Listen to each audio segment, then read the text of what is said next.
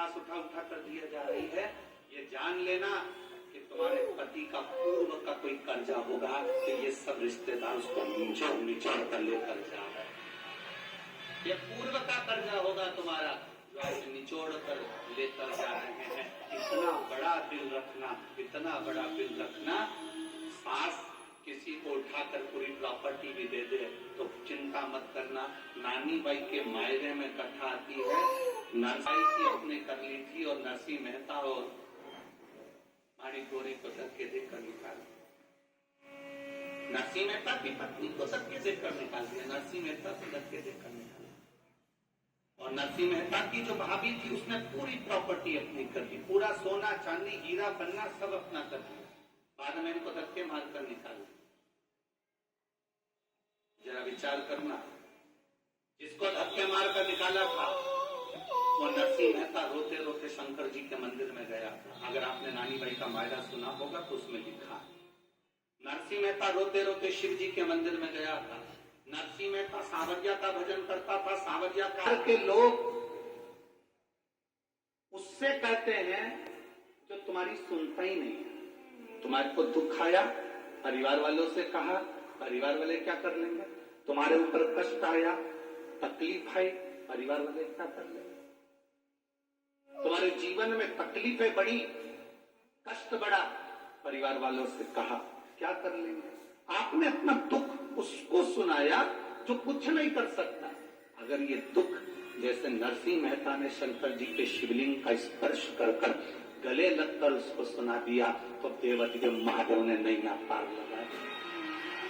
सारी प्रॉपर्टी नरसिंह मेहता के बड़े भाई ने रख ली, बड़ी भाभी ने रख ली, नरसिंह मेहता को धक्के देकर निकाल दिया। शंकर जी के मंदिर में नरसिंह मेहता खड़ा रहा। समय आया, नरसिंह मेहता के लिए शिव जी प्रसन्न हो गए। दुनिया का पहला संत था जो मरा नहीं था, शरीर वैकुंठ गौलोक धाम तक गया था, शंकर जी के साथ भगवान का दर्शन करने गया था। दुनिया का पहला संत नरसिंह मेहता है। क्या दिया भगवान भोलेनाथ ने, सारी दुनिया का धन दौलत संपदा सब भोलेनाथ ने नरसिंह जी को दे दी, सांवरिया जी के थे। अब इसके पास में माणी गौरी के पास में धीरे धीरे नरसिंह जी के घर में धीरे धीरे मकान जमीन जायदाद सब बढ़ गई। सास उसको दे गई, उसको कुछ मिल गया था, मिल जाए। तुम्हारे पास में 5 बीघा जमीन है, 5 एकड़ जमीन है। तुम्हारे बड़े भाई के पास में 10 बीघा जमीन है, 20 बीघा जमीन है, 10 एकड़ जमीन है। चिंता मत करना, तुम जितनी परमात्मा ने तुमको दी है उसमें इतने खुश होकर जीना कि वो 10 एकड़ वाला भी सोचे कि नहीं होने पर क्या खुश कैसे।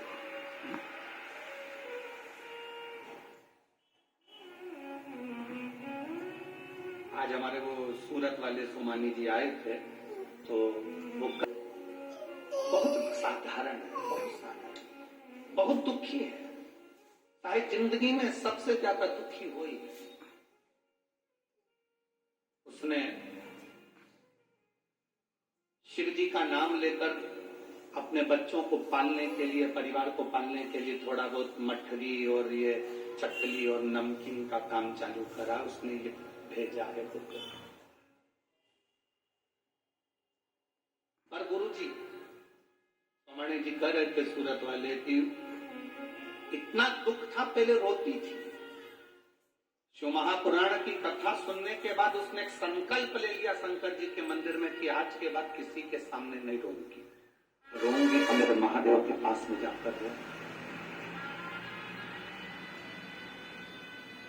अब जब भी किसी रिश्तेदार से मिलने के लिए या कोई रिश्तेदार मिलने के लिए आता है तो इतनी हंसती है, प्रसन्न होती है, खुश होती है, इतनी प्रसन्न कि रिश्तेदार सोचते हैं कि इसकी जिंदगी में इतना दुख है और इसके बाद इतनी खुश कैसे रहे। बाबा आप कहते हो ना कि शंकर जी के सामने खुश होकर जाना, भले जिंदगी में कितना भी दुख हो, एक ना एक दिन बाबा आशीर्वाद दे ही देता है कि तू ऐसी खुश हमेशा, ऐसी प्रसन्न होकर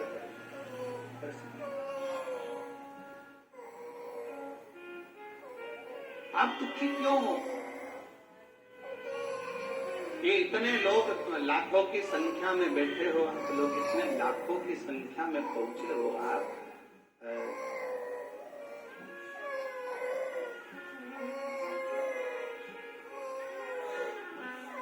कल सरकारी आंकड़े के हिसाब से 4 से 5 लाख लोग कल की कथा में, पहले दिन की कथा में पहुंचे थे। 5 लाख लोग कल की कथा में पहुंचता, आज उससे ज्यादा यहाँ पहुंचे हो।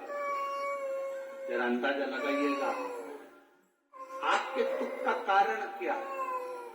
आप क्यों दुखी हैं?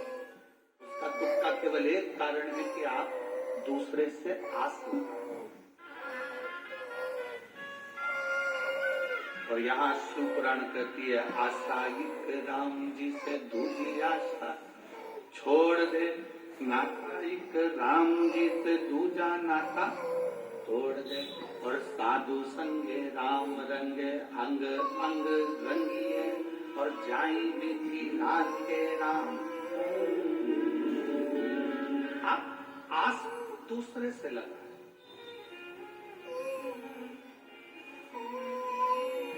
जिस दिन आपने आस लगाना दूसरे से बंद कर दी और केवल ये जान लिया कि मुझे अब दूसरे से कोई आस नहीं है, सास आस लगाकर बैठी है अपने बच्चों से, मेरा बेटा बड़ा होगा, मेरा ध्यान रखेगा, मेरी बहू आएगी गरम रोटी खिलाएगी। अब वो गरम रोटी खिला रही है कि गरम डंडा खिला रही है, कुछ ज्यादा आस ज्यादा लगा ली थी, इसलिए ऐसा।